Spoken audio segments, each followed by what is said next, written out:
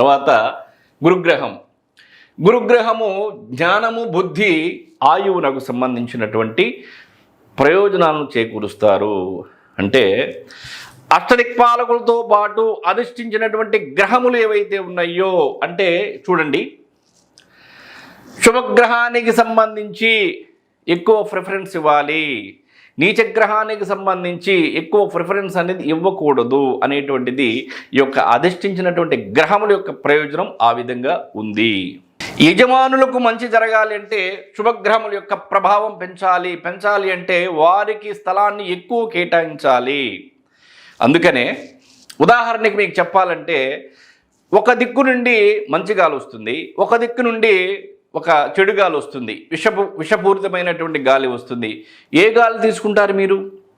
ఏ గాలికి అంటే మంచి గాలినే తీసుకుంటారు, విషపూరితమైనటువంటి గాలిని తప్పించుకొని పోతారు.